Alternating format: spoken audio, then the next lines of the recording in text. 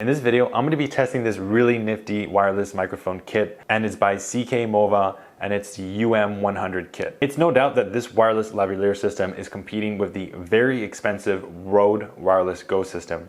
I think this is going to be a fantastic alternative out there that's going to be a lot more budget friendly. So right now I'm actually speaking into the lavalier system using the standard microphone that is provided with this kit. One of the things I immediately noticed when I unboxed this kit was that it's including a very nice box that holds all your accessories and all the wires all together. So the box itself is a very nice addition. It's a very nice accessory to protect your little investment. However, I don't think you need it. I think these are very well built. They're very sturdy. They're made out of a very strong plastic. So you can maybe use that box for something else if you really wanted to.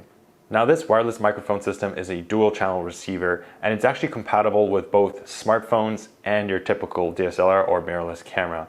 This is a very versatile kit, and it's really nice that they included an adapter that allows you to connect it to a smartphone, for example. You'll notice that on the specific wires that connect to the smartphone, there's going to be 3 black rings on the actual connector piece, and this is to allow for a TRRS connection into your smartphone.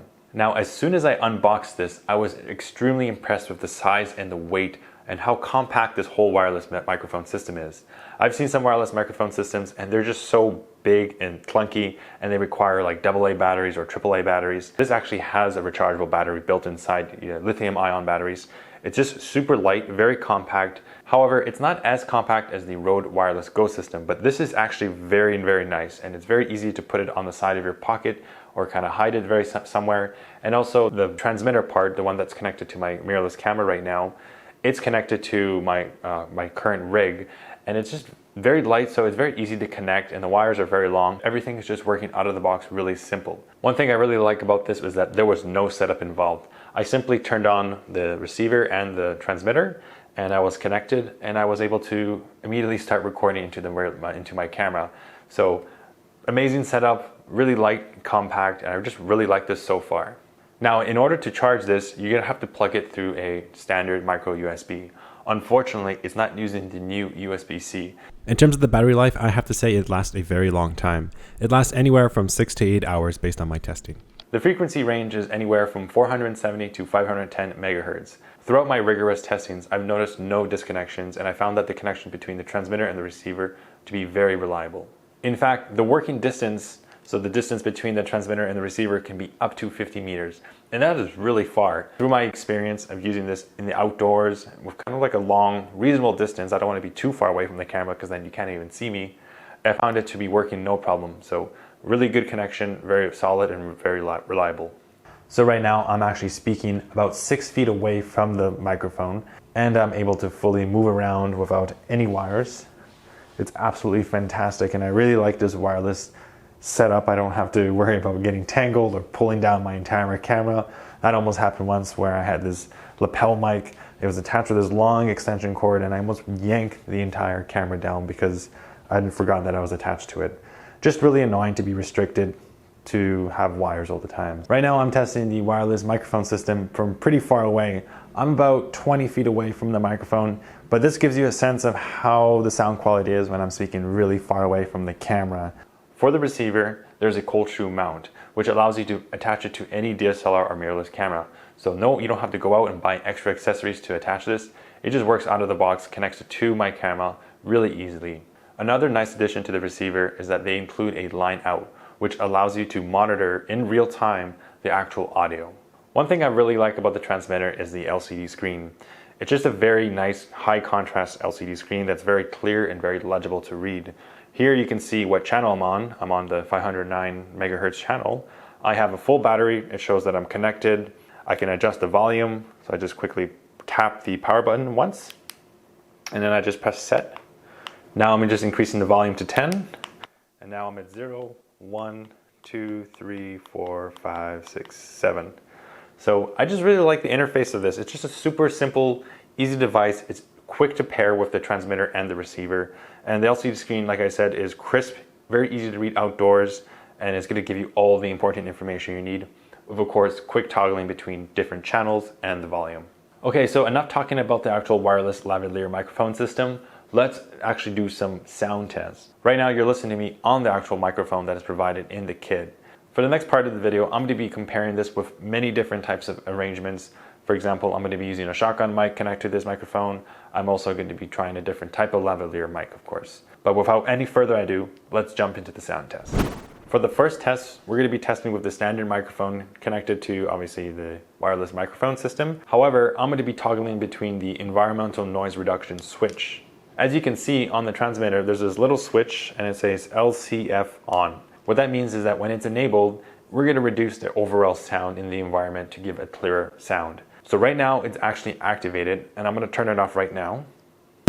Okay, so right now the environmental noise reduction switch is turned off. Let me know if you hear a difference between the two. Right now I'm going to turn it back on and I'm going to keep talking into the camera as usual. And right now obviously it's on. For the audio samples, I'm going to be reading a local news article. Hopefully that will keep everything consistent between each different type of microphone. As the weather begins to heat up, many are heading to Toronto's beaches to cool down. As the weather begins to heat up, many are heading to Toronto's beaches to cool down. As with most patios limiting patrons to maintain physical distancing, some head to the some will head to the city's beaches with booze in hand. But since Toronto's waterfront parks and beaches are public spaces with booze in hand. You can be fined if you are found drinking alcohol in these places. You can be fined if you're found drinking alcohol in these places. I noticed that when the environmental noise reduction is on, there is less bass, and it does a great job filtering out background noise. Okay, so right now I'm outside. I'm really far away from the camera. I'm actually using my smartphone, and this is to give you a sense of how long the distance is that it can be recorded. There's some people in the background here, they're talking amongst themselves. So let's see if we can pick up their conversation. This is supposed to be like, and there's cars coming by, so hopefully this will make it very clear. You can actually see, you can actually hear the audio, and I hope this gives you a good sense of what it's like outdoors. For the next set of tests, we're going to be comparing a wired connection, so directly connected to the camera, versus using the wireless system, the UM100 kit.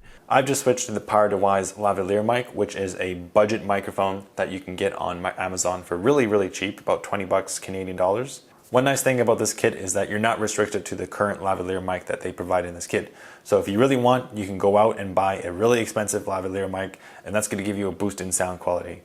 Although the microphone that is included in the kit is already pretty good. Before we go into the test, I must admit that I had the environmental noise reduction turned on when it was connected to the wireless system. This is going to make it less bassy versus the wired connection. So I think this comparison is pretty much a null result. I think wired and wireless sound great. As the weather begins to heat up, many are heading to Toronto's beaches to cool down.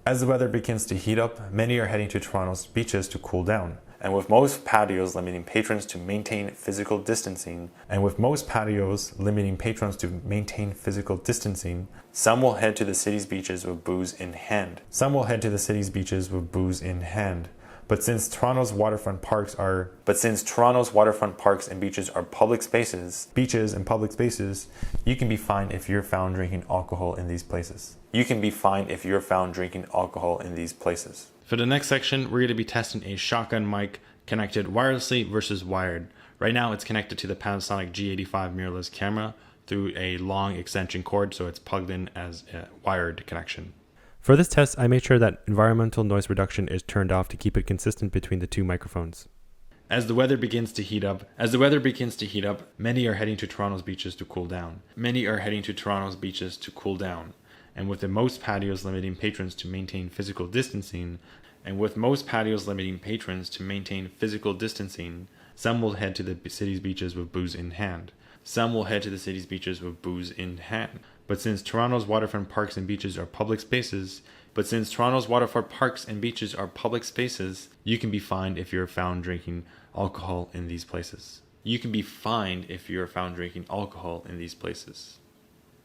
Let me know what you guys think in the comments section down below. What microphone sounds the best? I'm really curious to know what you guys think. So far, based on my preliminary testing, I found that the microphone and the lavalier system to be absolutely high quality, very crisp, and I had no issues with any sound quality. That's all the time we have today to talk about this wireless microphone system. In summary, I think it's a very nice, compact, light, easy to use, with really good sound quality, especially given the price. A fantastic kit all around if you want to go about and film outdoors, or you just don't want to be tangled in wires all the time, because I know that has been a huge pain. Just nice to be free. You can walk around with the camera. Thanks for watching this video. I really hope you enjoy it.